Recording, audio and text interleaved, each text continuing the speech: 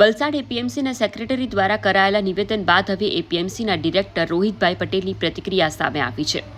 સેક્રેટરીએ કહ્યું હતું કે એક સમય હતો જ્યારે વલસાડ એપીએમસી માર્કેટ ધમધમતું હતું. કેરીની સિઝનમાં કિલોમીટર સુધી વાહનોની લાઈનો લાગતી હતી અને 30 થી 35 લાખ રૂપિયાની આવક થતી હતી. પરંતુ હાલની સ્થિતિ અંગે સેક્રેટરીએ ગંભીર આક્ષેપ કરતા જણાવ્યું કે એપીએમસી દ્વારા વેપારીઓને હેરાન કરવામાં આવે છે, તેમના હકો છીનવી લેવામાં આવે છે, ટ્રક અને ટેમ્પા પાસેથી ગેરરીતિ રીતે પૈસા વસૂલવામાં આવે છે, તેમજ વેપારીઓ પાસેથી જબરજસ્તી ભાડું લેવાય છે. તમામ ગેટ બંધ કરી દેવામાં આવતા માર્કેટને ખતમ કરવાની સ્થિતિ સર્જાઈ છે અને કોઈપણ પ્રકારની સુવિધા ઉપલબ્ધ નથી. આ સમગ્ર મુદ્દે એપીએમસી ડિરેક્ટર રોહિતભાઈ પટેલે પ્રતિક્રિયા આપતા જણાવ્યું કે વેપારીઓને કોઈપણ રીતે હેરાન કરવામાં નથી આવતા. એપીએમસીના નિયમો અનુસાર જ કામગીરી કરવામાં આવે છે અને માર્કેટના વિકાસ માટે પ્રયાસો ચાલી રહ્યા છે. કેટલાક આક્ષેપો ખોટા અને ભ્રામક હોવાનું પણ તેમણે જણાવ્યું. મારું નામ રોહિતભાઈ પરસોત્તમભાઈ પટેલ, હું એપીએમસીનો ડાયરેક્ટર છું અને છેલ્લા લગભગ 1 વર્ષથી અમે હું ને સમીરભાઈ સાથે રહીને આ બધી એપીએમસીનું આધુનિકરણ કરવા માટે અમે પ્રયત્ન કરી રહ્યા છીએ. તેમાં આ બલસારી નરેશભાઈ બલસાર જે ફ્રૂટ મર્ચન્ટ એસોસિએશનનો સેક્રેટરી છે, એમણે જો અત્યારે નિવેદન આપ્યું છે તદ્દન ખોટું અને વાહિયાત છે. મારું એમ કહેવાનું છે કે એમને પૂછો કે તમે ભાડું કેમ નથી ભરતા. ભાડું નથી ભરતા ઉપરાંત એમણે પેટા ભાડું આપ્યું છે. સેક્રેટરી થઈને હોદ્દા પર બેઠેલો માણસ કોઈ દિવસ પેટા ભાડું આપી ન શકે અને અમારા બંધારણની અંદર એપીએમસીના બંધારણની અંદર એ જોગવાઈ છે કે કોઈ પણ વેપારી હોય કે જેને સ્ટોલ આપણે એમને આપેલો હોય તો એમણે કોઈ દિવસ પેટા ભાડું આપી શકાય નહીં. છતાં બી આ લોકો બધા પેટા ભાડું આપીને તેના ઉપર સબ પેટા ભાડું પણ એ લોકો આપી રહ્યા છે અને તે બહારથી આવેલા બધા લોકો જેઓ કોઈ અહીંયા લેવા દેવા જ નથી એવા માણસો રાત્રે પણ આ રૂમમાં સૂઈ છે અને સવારે પાછા શાકભાજી વેચવા માટે અહીંથી બહાર નીકળી જાય છે. તો આવી બધી પ્રવૃત્તિઓ ચલાવે છે.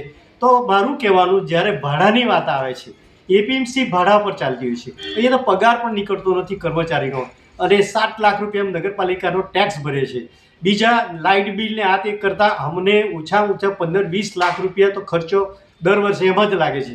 તો આવા સંજોગોની અંદર જો અમે ભાડું ન લઈએ અથવા ભાડુંથી ભાડું ન આપે તો એપીએમસીને ચલાવવી કેવી રીતે?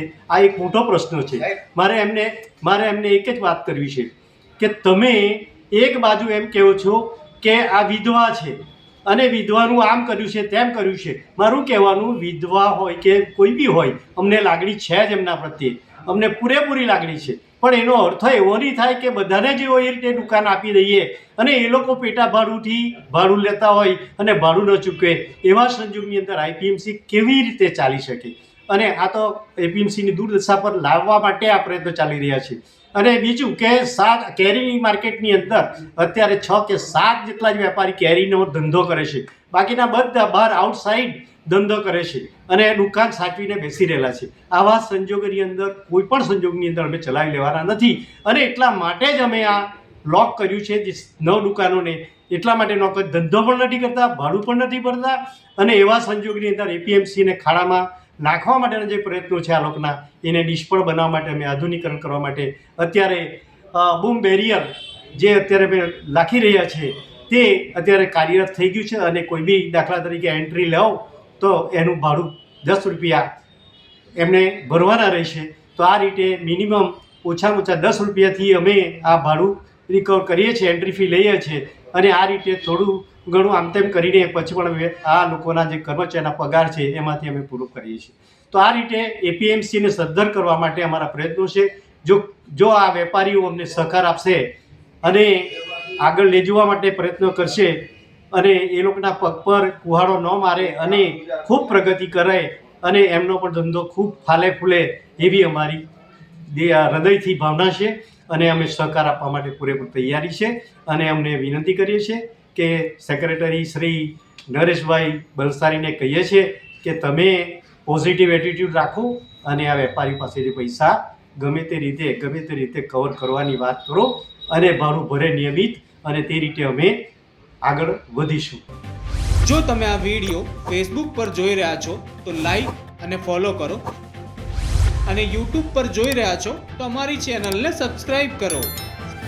સત્તરે.com આઝાદી સમાચારોની